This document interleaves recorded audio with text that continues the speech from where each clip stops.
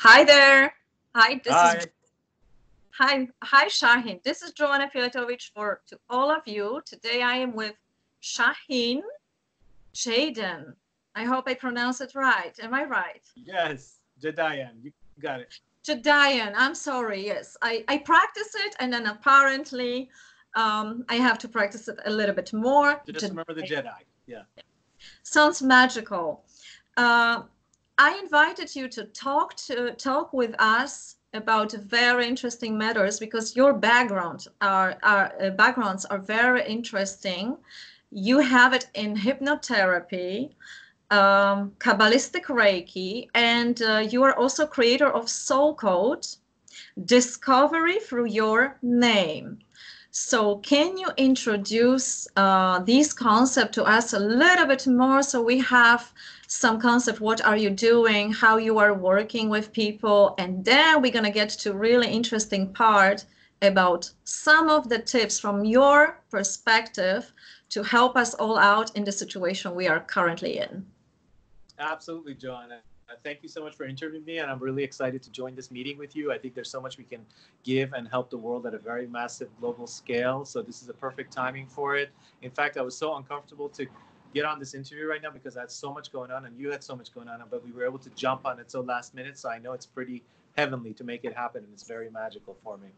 Um, so just to give a little background about myself, like with those questions that you asked, essentially I got into everything that I do simply because of curiosity and growth. I really, really felt that the world that we're in is a world that if we don't become conscious of what we're about, and to really, if we don't tune into something deeper and magical, we're just going to become robots. Personally, I was going to become a robot that was just going to follow the road and just essentially become a boring individual that was to be offering nothing to the world, including to myself. And I realized that at age 18, when I started to see everything around me had become just a huge amount of people just copying whatever Hollywood and television and everything else was telling them, just like today, where everybody is just taking in all the fear from the news and everything that's being thrown at us and turning it into beliefs and turning it into our bodies to become essentially a body that is becoming a habitat for disease. So Right. this revelation came to me at age 18, and so I started to follow some of my powerful mentors that were teaching me deep mysteries of Kabbalah, secrets of the universe, and I started to really follow that path. I spent 5 years in Maryland in a forest where I was meditating straight from age 18 to, I would say, 23. And eventually I formed a relationship, had children. I have 3 kids. One of my daughters just got married, which I'm really excited about this year. Yes, thank you. And so, but to make the longer aspect of this and a shorter version to understand, my thirst was always for the mystery, the depth, the soul, the regression of the soul, the understanding of where we come from, and enhancing our intuition so that we can go beyond the intellect. That was always something I was thirsting for since age 18. I'm 43 years old right now. And so I've spent the last, I would say, 20 some years in this powerful teaching, research. Just recently did the Conscious Life Expo with almost 20,000 people walking through the doors. I teach soul code discovery through your name, which is the aspect of taking your name, like let's say Joanna, right? And what I do is I write the calligraphy of your name in the ancient Hebrew letters, and I discover the codes, the numerology, the understanding of the sound vibrations, the special breath work that actually allows your name to draw the vibrations of your soul into your body consciousness, and how to live along with that, or sometimes make changes with that, right? That's very interesting. So, go ahead. Very interesting. I'm very curious what kind of sounds you're making with people. Where is that leading the people? What is your transition in it? So you create all of that for one person, and then you give a certain sounds, a briefing technique. Yes. And what is the purpose of it? Okay, well, actually, what I'm going to do is I'm going to give you a little gift right now, okay? I'm going to do your name for you so everybody can enjoy it with you, okay? Okay, fantastic. Yeah, I think that would be the best way to really demonstrate it, because otherwise be kind of hard to understand it. So I'm going to go ahead and write your name in the most ancient language in the world, language of creation. This language came before Sanskrit and any other language, and the vibrations are extremely detailed. Okay, so I'm going to go ahead and write your name. So is that the main name you have, Joanna, the first name? Yes. Or do you have any other names? Okay, great. I have, but that's the main one. Yeah. Okay. All right.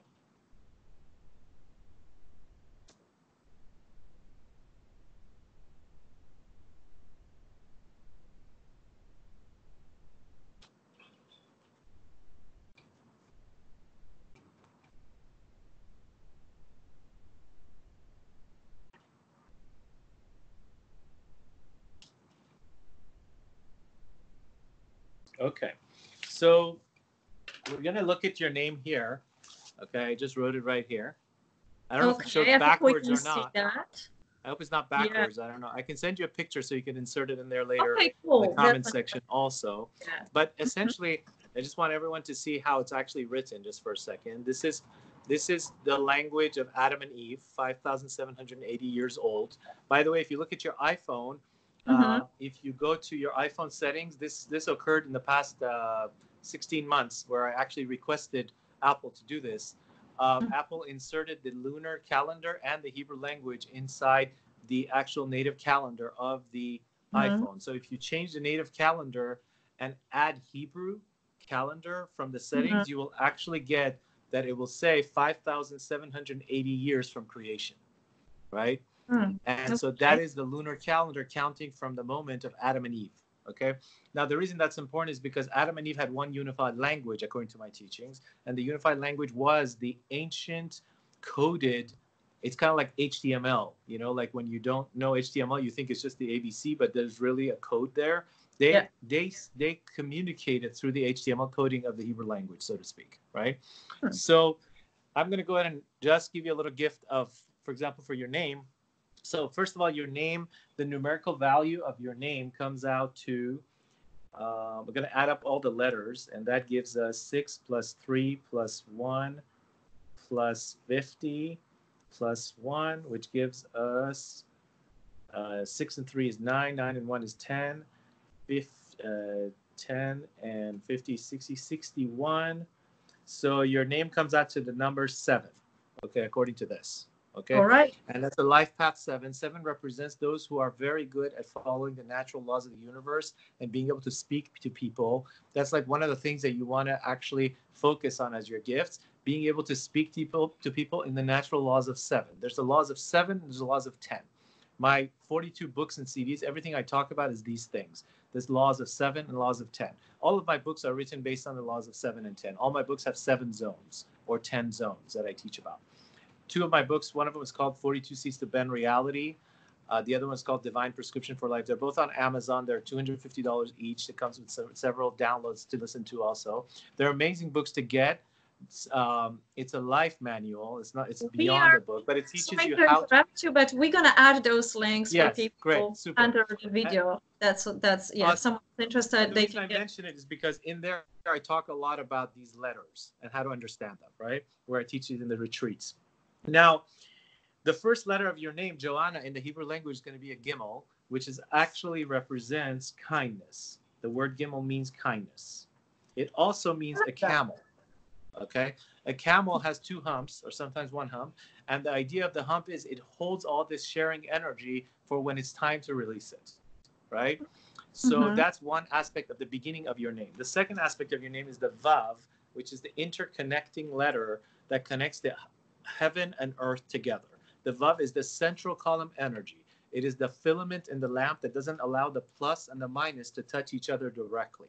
So for example, if you take a plus and minus in the electric system and you go ahead and hit it together, we do get an amount of light, right? You take the plus and minus, hit it together, you get a spark, right?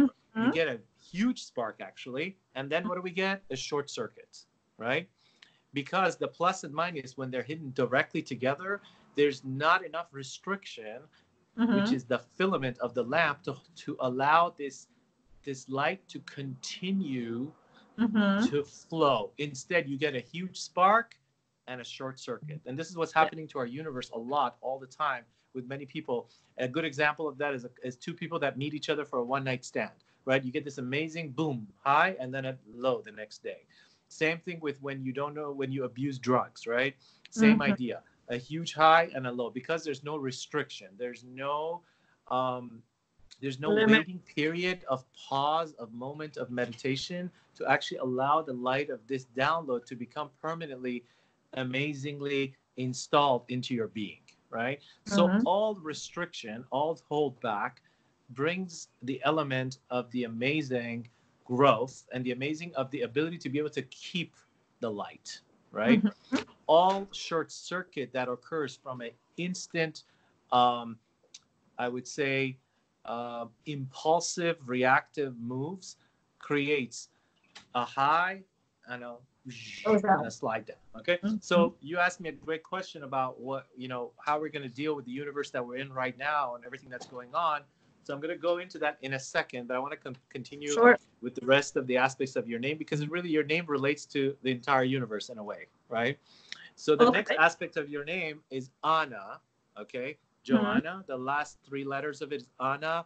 The Aleph, which is the sound, is the aspect of Alpha. Alpha is the imagination state. It's the state of hypnosis. It's guided imagery. It's also the state of taking that first step and really leading the way and allowing ourselves with confidence to really allow the rest of our being, our body, and other people that want to follow and to be led and to grow to be able to do that.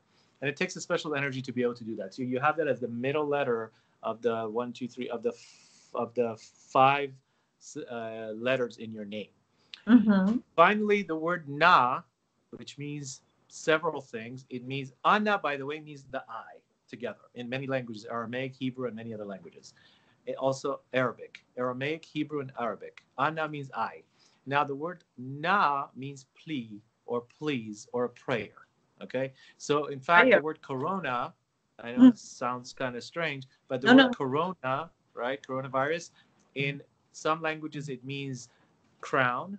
Okay, corona is actually very similar to the word crown. And in Hebrew, it would also mean corona means please call upon. In other words, a special plea or a special meditation, right? Now, the deepest level anything can appear to us is at the smallest micro level called the nano, right? The nano is so small that you can dismiss it, but it's so powerful that it could rule your whole life, right? And so one of my teachers always said that the greatest magician is the one that not can make a rabbit disappear, but can make himself disappear, right? Because then you don't even know when it's there. There's a story in the Bible, in the Torah. When I say the Bible, I don't mean the English Bible. I mean the Hebrew coded HTML, so to speak, way beyond Sanskrit type of writing and coding that most people have never encoded and don't understand. And as a result, we have so many wars and issues and different religions that have, created conflict. I mean the code, the mystery behind it that most people barely understand. In the Bible, there's a story. In the Torah, there's a story of Jacob, where Jacob is the grandson of Abraham. One of the things that occurs is that he comes across a place called, he puts these 12 stones, lays his head down, and he has a dream. And he finds out that where he dreamt and where he woke up was a very special place, and that actually he had a total revelation. And he calls the name of that place Peniel, which in Hebrew means Pnei El, the face of God, or El means the mighty God, okay? Now, we know today, right, that what he was really experiencing was he went deep inside his pineal gland, which is the same word as Peniel 3,000 years ago. And then he says these words, which are code again. He says, Achen lo yadati, therefore I did not know that this place is such a powerful place that I laid my head down. And he's talking about this place, not just the actual location. Right? Sure. It happens to be the location he laid his head down was also exactly where the first and second temple of King Solomon, King David was built. But that's besides the point, right? Really, the deeper point is you can have the pineal gland anywhere you go, right? And then he takes the 12 stones, which represents the 12 signs of the zodiac, which is the idea of Jacob's name transformed from Jacob to Yisrael, with another code word, which doesn't just mean a nation of Israel or religion or anything of that sort. It means Yisrael means above the physical law of the zodiac, right? Which means to be able to rule over the zodiac. And so therefore, if you're a Taurus, it doesn't mean you're lazy for the rest of your life. You can override that. You can get out of that. If you're a Libra, it doesn't mean you're going to be indecisive. You can actually make decisions and go all the way. That's called rising above Mazal, rising above the zodiac. So the stars impel, but they do not compel, right? This is a very fundamental concept that I teach in Kabalistic Reiki, which I talked about, and in Soul Code Discovery Through Your Name, and in both of my books, 42 Seeds to Bend Reality and Divine Prescription for Life. So essentially, and I'm trying to speak fast because I think we're in a space where we could use fast information, and we're already like overstimulated with so much coming. Yes, but you have so many interesting things that I have a feeling like we're gonna probably do more, and then you can go step by step. Yeah. Then you can go step by step, depending on what people want to hear. So everyone who's going to hear this, let us know what you want to hear more about. So I will ask Shahin many more questions because I now want to ask you so many more already because you already explained. I just don't want to stop you when you have the flow. You already started to say you are interested in discovering more where our soul is going. I already wanted to ask you, where do you think our soul is going? Why we don't? You mean the collective? The collective and individually, where my soul is going. Because you just read something from my name. It is part of my mission, maybe here on Earth, maybe somewhere else. But it's also in the code. You mentioned the nano, you mentioned a lot of things together from the different cultures. The language you wrote, it's slightly similar to the runes. And of course, I cannot comment on that because I never saw that particular language. I saw some other Aramaic, and and I have it written my name in Arabic, and it looks fantastic. But of course, I cannot read that language if you studied it, if you connect it with DNA, with the technology, with it makes all sense. We have the clarity, the bigger picture. So one of the questions would be, where are we going as a collective? Where are we going individually? And where are you going? Also, I'm interested in that because you are a healer, the spiritual teacher in a sense. You are observant about your environment, what's happening around you. Why is so much fear? Where are we going with this? Why we do not remember where we're coming from? So all this kind of question from your perspective, that would be interesting. So maybe we're going to take step by step, and you finish that portion about my name, considering how you do that coding and how you advise people what to do next. So if they know that name, I don't know if you already finished everything about my name, but how do you work with people, how they can benefit and discover later on how to use that sound, that breath, how it can help them to have a meaningful life. Yes, I'm listening. Well, that's great. What you're saying, those are all great things that I would love to clarify either in this session or in the future sessions as we move forward into it, because obviously this entails, when we open up one subject, we can go deeper and deeper and deeper into it. And depending on if we're helping just mass collective consciousness versus, if sometimes we can even have a hot seat where we can have one person just come on the show and we can work on that one person so others can see how that plays itself out. But for today, I'll continue a little bit more with your name because I think it's really essential and it's really powerful what we did. And then we'll go into the collective consciousness of what I feel based on all the regressions and sessions and powerful soul journeys that I've done with thousands of clients, and what I feel the world is heading towards and how we can actually decipher our own inner world individually. Is that good? Yes, fantastic. Yeah. Go ahead. Okay, super. So continuing with your name, usually what I would do at this phase, and I'm going to do that for you also, is I would give a breath work that you would discover on your own, the deciphering of what your intuition is going to give you through the soul code of your name. So your breath code would be Gi Nu Ah Nu Ah. Okay? And each time what you would do is for 42 days, you would take the word, for example, Gi, you would say it 3 times with a deep inhale and exhale. So it goes something like this. You could do it together.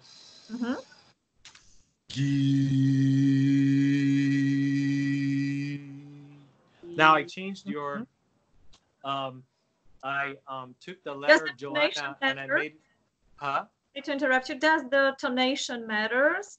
Do you have to go low key or higher key? Well, what I recommend is taking it in deep, taking a deep breath in and slowly making it more and more vibrational as you come out. Okay, so it would be something like this. The G in your name, the G or J in your name would turn into a G sound over here. So it would be something like this.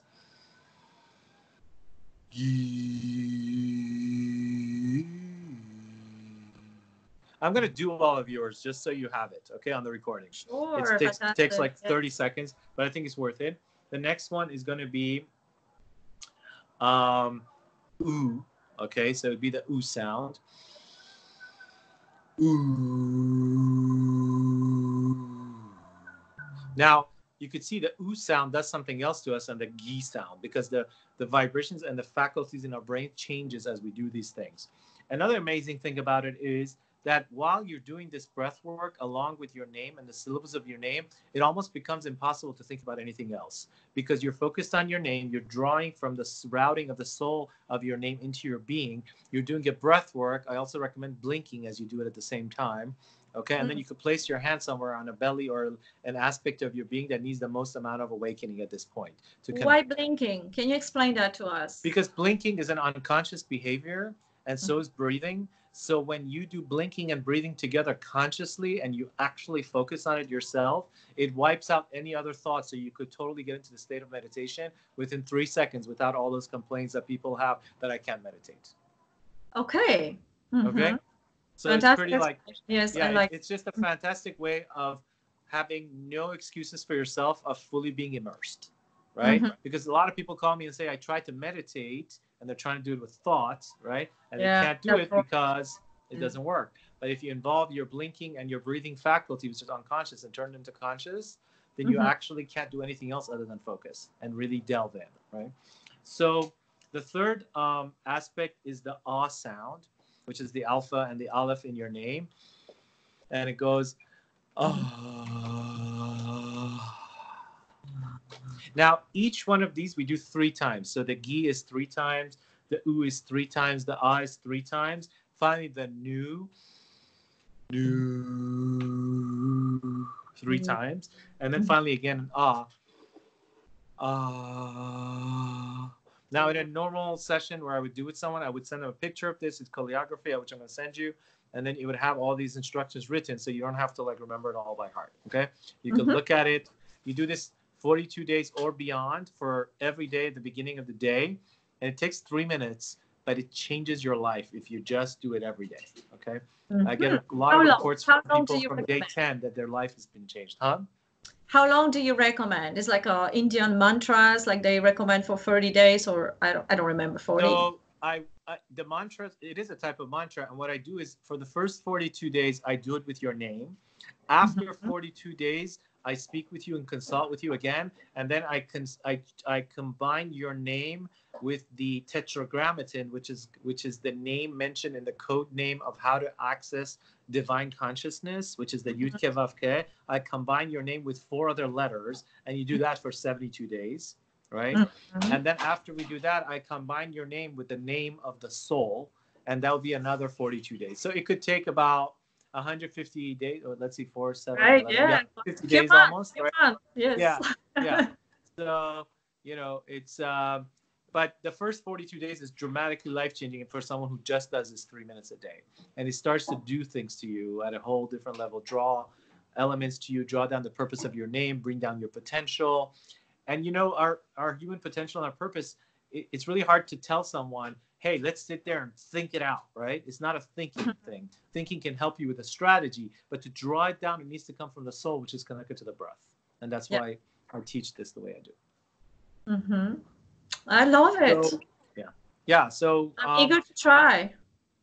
Absolutely. Yeah. I'm going to send you the instructions on how to do it. I wonder who's going to try it with me. I mean, maybe someone wants to also play, so they're maybe going to in our have future interviews, you'll let us know what kind of experience you had. Exactly. Yeah. Why not? definitely. So you want me to get back onto the world consciousness that we were talking about a little bit? Yes, we can do that. So you just mentioned that. I don't know if you mentioned about Kabalistic Reiki. Do you want to mention that? Sure. Actually, I'd rather go into the world consciousness because the Kabalistic Reiki takes us into a whole different tangent. So maybe we can do a session maybe just do on it that another time. Yeah. Yes, Yeah. sure. Okay. But I will speak about it lightly also. So can we get this light turned on? Is that okay? Thank you so much. Really appreciate it. Okay, so great. Is that better? Okay, cool. Yeah. I want to give a perspective of what I feel the world is going towards in where we are right now. Obviously, this is coming from my angle, but because of the world consciousness and what I do with so many souls, I do get a glimpse of messages that are coming through me right now that can benefit everyone that's listening. Okay. We are touching channeling, I suppose. It is, yes, a channeling experience. So, first of all, I hear a lot of conversations about something that really seems to make no difference really about this coronavirus, the pandemic that's going on right now. And the conversation I hear is a lot of people have doubts basically between three things. Is this from God? Is this natural? Is this a one of those situations where someone is designing it, right, to try to get us, right? Is this because of vaccines? Is this because of another major sales strategy where the medical world is going to make their bucks, right? Are we going to be? Are they going to put chips inside us and control us? Yeah, I heard that. All the theories and controversy and all the, what do you call that? There's a name for this. I always forget. Yeah, let's not use that name. Yeah, whatever that is. Yeah. Yeah, whatever that is. So all of this stuff can really make a person feel so doubtful about what do I tune into. Before I can even begin focusing on myself, first I need to know where do I tune into, right? That's how people feel. So I want to say first and foremost that all of that is not as important as how you react to this, right? How we react to this, what kind of reaction we show for this. And I can tell you a simple example. Let's just walk through a simple example. Today I go out, right? And I go to the supermarket and I go shopping. I arrive home, right? And I bring the stuff and I put it on the shelf, right? And now we are faced with this thing. What should I do with the tomatoes? Do I wash it with salt water? Do I wash it with hot water? Do I put alcohol all over it? Do I put, or do I just leave it as it is? Or do I just say, I don't give a crap, right? And every day we're faced with this, right? We're all going through this thing where how much tension can I handle? What's my capacity for this amount of anxiety and tension of having to do this? Each time I go ahead and make a decision of how much I'm going to strain myself for this COVID-19 or whatever else you want to call it, I'm actually telling my body that I either believe in this or not, right? Because my actions speak louder than anything else.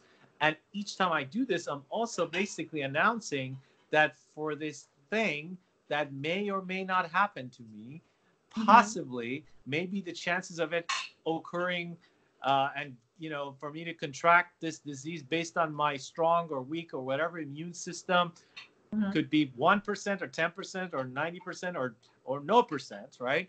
But yet, I'm going to have to take some action and do something to admit to myself that I did something. So admitting to myself that I did something means that I tell my subconscious that I did something. Therefore, now I can turn off the signal of that nagging thing of did you do something about it, right? Which is that like red alarm that goes on. And for everyone, it's different, right? And I'm speaking to everyone right now, right? So, I'm not talking to the individual who's like totally in this enlightened state and kind of looks at this whole thing, in a whole different perspective, which I'll get into that also. But basically, no matter what we do, and even for the person that's sitting somewhere where they feel like completely like, nothing can touch me, I'm feeling good, my immune is strong, all that stuff, we're still affected by the environment around us, all the tension and anxiety and everything, the way people are carrying themselves. So it's still a wavelength that's going through every single aspect. And the real question comes out is, how long can I do this for, right? How how um, how sustainable are these behaviors that I'm employing? And Mm-hmm. by employing these behaviors, how much hypnotic suggestions am I giving myself that this is real and it's coming to get me, right? Which means Sure. that if it's real and it's coming to get me, then when the final drop down calls, which is the pharmaceuticals throwing out their weapon and saying, okay, now it's time for you to get whatever, buy this thing or get this vaccine or get this shot, how how much strength do I have to say yes or no to that when I've been following through with all this epidemic plan the whole time? Do I Mm-hmm. really have a choice? And so there's a real problem here. There's a real, well, I won't call it a problem, I'll call it an opportunity. There's a real opportunity showing up for us to finally say, I want to have a say in this. I want my consciousness to come and be like, wait a minute, how sustainable is it for me for the next whatever days to do this act, right? Mm-hmm. Mash this thing, right? It's Yeah, like, the how much can I do that, tension, pulse right? of, yeah. How sustainable is that, right? And Joanna, for you, how sustainable is that? You know, like, I don't want to Mm-hmm. get personal into it, like, how sustainable is this thing, right? So how sustainable is it for humanity? And when we come out of this, right, in about, whether it's in 10 days, 1 month, 2 months, for uh, the post trauma that comes with it, to me, it doesn't look like it's going to be 2 months, at least it's going to be 2 years, right? With people are going to be like dealing with all the after effects, all the holding in, like, holding in your Yeah, breath, kind of basically like there's a fear on the streets. If you go to the fear. supermarket, Yeah, people, you right. sense the fear. You get out, it's gone. Yeah, It's a little bit I know better. some grandparents that still have the fear of the measles, so they're still carrying it inside Exactly. themselves, It's right? on a collective, yeah. It's a Mm-hmm. very unconscious collective mass fear that's designed, and that's what's interesting, right? It's obviously designed. People those who are implementing this thing obviously have had strategies they're running from before with other pandemics and all the things. So, regardless, um, we need to come up, more Mm-hmm. importantly, with a plan of releasing the amount of tension that's being taken in through our breath, right? It's Mm-hmm. really, essentially, I can tell you that the only thing that's real is our breath in this phenomena, right? And what's interesting is that the breath is one of the biggest things that's being attacked, even if, depending on how real the pandemic is, because Well, that's, I it's don't as know real as you want it to be, right? how Yeah. is it where you are. In Germany, where I am, we can still go outside, but Italy, Spain, you cannot go outside. So if you don't have your own garden, your own trees, you don't Yeah. get much oxygen to breathe. Okay. Well, I can tell you how it is for me. I'm sure it's different for everyone. So I have my empathy for everyone that's just going through a variety of different things. Because someone just sent me a question, like, I live with my mom and my mom is really sick because of her lungs, and I'm so scared because now I don't know what's what, right? So everyone is Yeah, different. Roommates can make sure. things very different, depending on how intimate or not intimate. Every situation is so different. But I can tell you, for me, I'm between. In the past year, I've been between Florida, Los Angeles, Istanbul, and that's been my circulation. And right now I'm in Istanbul. Istanbul started catching on to this a month or so ago.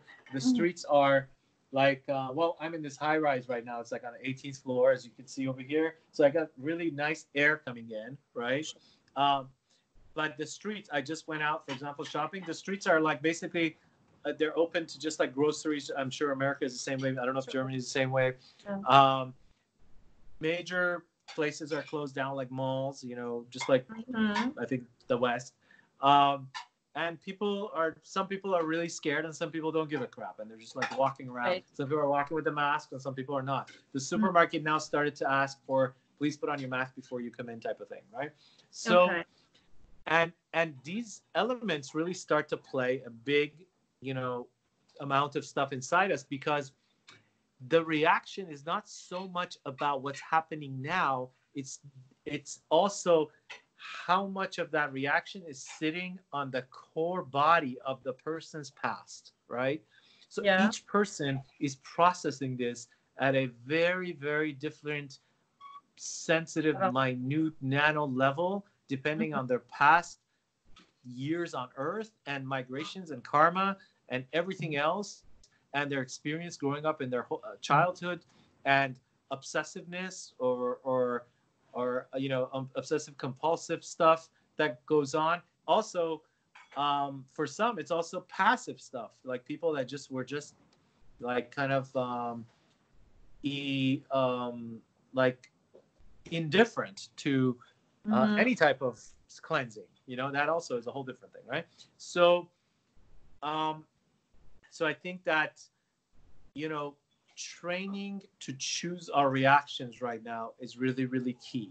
And I see that right now in relationship. I see that in connection. I see that in intimacy. I see that with my children.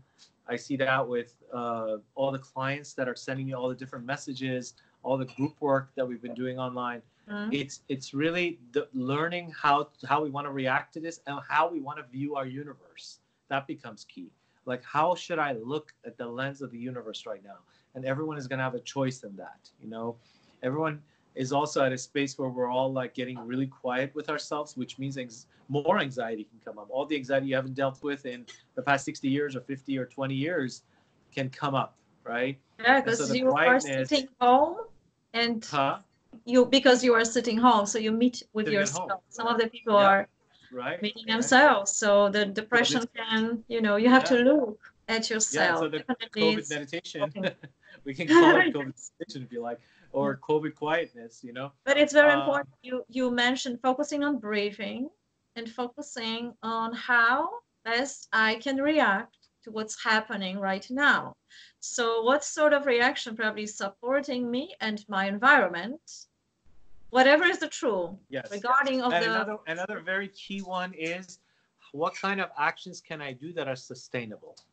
In other words, if you decide to go full force and drive yourself crazy with obsessive cleansing, but you can't keep up with that tomorrow morning, well, are you really balancing yourself in order for your health to also maintain? Because don't forget, if you feel feelings of fear, guilt, shame, hiding, anger, running away from whatever obsessive thoughts are after you, those are weakening your immune system consistently. Exactly. Right? Yeah. So the subconscious, part of the big study that I've done is the 19 rules of the subconscious mind. And one of the rules of the subconscious mind is that whenever your subconscious, which should be really called the main conscious, like, I don't know why it's called subconscious, because it's not sub at all. It's very not accessible for everyone. Yeah, whenever your real faculty, which is on purpose mistakenly named subconscious to throw you off about how important it really is, right?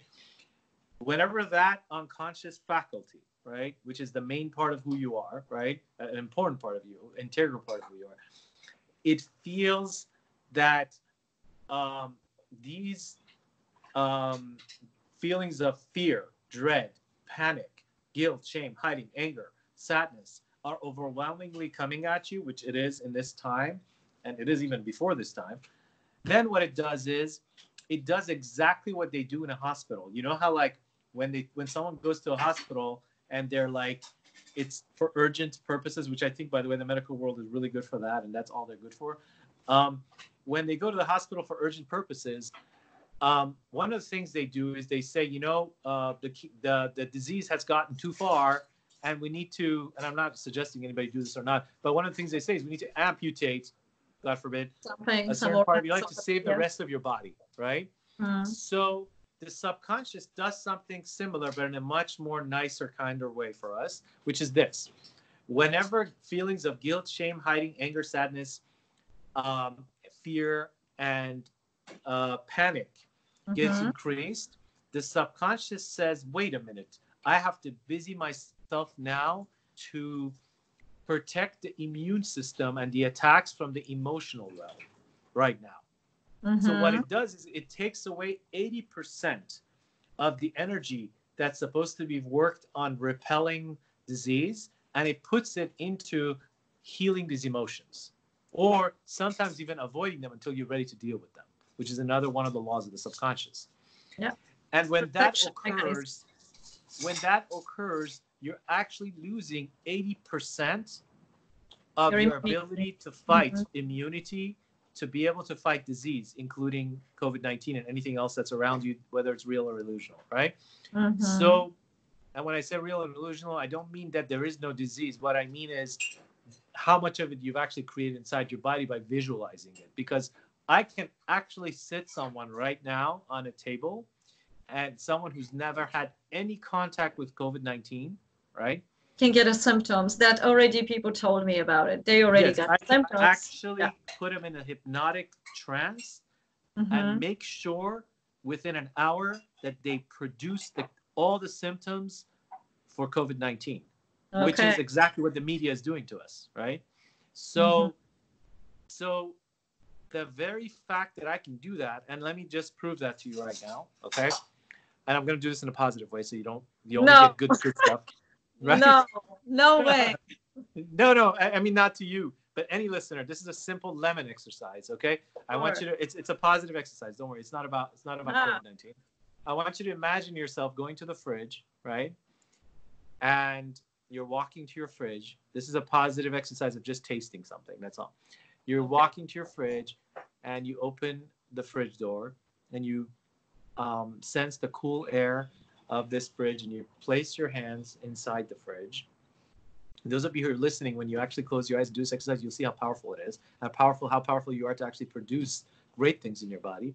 So you put your hand inside that fridge, and you pull out a nice, juicy citrus organic lemon. Okay. And you pull out this lemon. By the way, lemon is very good for our immune system at this time. You pull out this lemon, and you put it on the counter. You pull it out. You put it on the counter. You take a nice sharp knife, and you very safely cut this lemon into 4 pieces or 2 pieces. And you're getting ready to take a nice juicy bite out of this lemon. Okay, this is a very simple visualization exercise. And you put the lemon in your mouth, and you breathe and stiffen, and you're like, oh, that citrus smell is so good. And you just take a nice juicy bite out of this lemon, and you just sit with it for a minute. And I've done this with more than 1,000 clients of mine in hypnosis sessions. And out of 1,000, at least 950 people, which is about 95% or higher, have said that they completely started salivating. And their mouth became wet from saliva from this imagination. Okay, there was 5% of the people that couldn't do it because they had faculties that actually had some technical stuff that needed to be healed. But for the most part, 95% is pretty high rate. Everyone was able to salivate. What that means, now here's the main question. Is there a lemon here physically? Yeah, exactly. Our brain doesn't recognize if something is reality. I want you to say the answer for everyone to hear, because is there a lemon here physically? It's not. It's not. There's no lemon, right? But can the brain produce exactly the salivation, saliva in the mouth as if there was a lemon because it's so juicy and you want it, right? So this tells you that we live in a parallel universe, and that what you put into your mind from the news is the disease. Okay, this is very. I hope somebody can. It's a very good description of that lemon, because you really can sense that lemon. If you imagine that, you really get a reaction. Yeah, you get the reaction. So the visualizations, fear-based news, pandemic steps that's been drilled, briefings, that is the disease. When the physical symptoms of the disease show up in the body, and some of it is flu and temperature issues and COVID-19 and COVID-19 upgrade. Sorry, I'm just kidding. So whatever those things are, those are manifestations, meaning the disease was already created in you with the visuals you created. Those were just manifestations that you managed to make happen in the 1% reality, not in the 99% reality of the universe, in a second. Why? Because we programmed ourselves to create the readiness for that in the body. And then so whatever came along that was the most closest thing to that vibration just took over. And this has been, there is a scientific fact that was proven many times, written about also about monkeys in different parts of the world. I don't know if you've read this, but there was once these monkeys that started to be able to, I don't remember the details. I think they were able to break coconuts and eat them, where before they couldn't do it, or something of that sort. And then literally around the same time, or like 10 days later, monkeys across the globe that never met each other were able to do it also for the first time in history. I heard about that one. Yes. Yeah, so this is an actual scientific research that was done that the universe is interconnected, right? And that as soon as any of us have a thought or a change in our behavior, we're impacting other people. So you don't even need for me to go from here in Istanbul right now to the United States in order for me to spread the disease. All the news is doing it for you, right? I don't need to. I'm saying if one person, the information is not local, yeah, right. It's very, very, metaphysical, and it's important what we allow it into it. Yeah. So let's conclude what you are proposing to people today. It's very important because you focus on breathing. Also, you mentioned many more things, but just, the simple steps, concentration on pineal gland, breathing, and how do we want to respond to that? I'm going to add to that. Breathe in.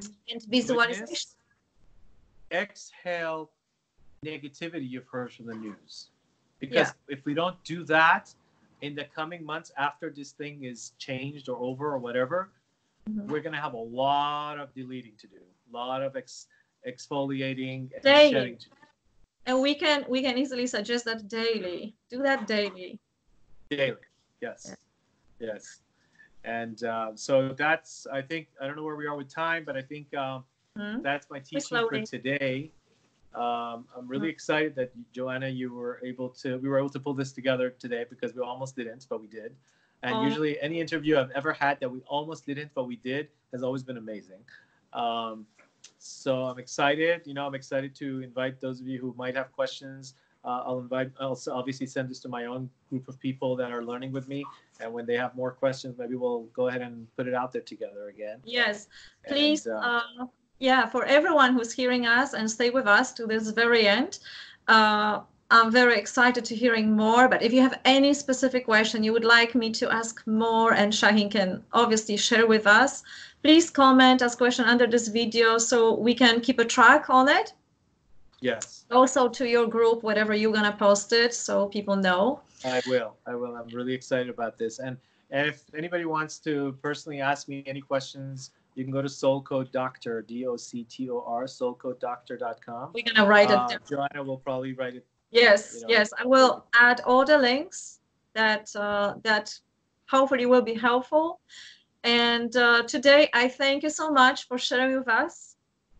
Absolutely. This was really exciting. And you brought out some elements in me that I wanted to share for a long time. So I'm really excited. Thank you so much. Fantastic. Joanna, you're a gift to the universe. Thank you so much. We are going to continue. Thank you for staying with us. And we talk to you next time. Blessings. Blessings to everyone.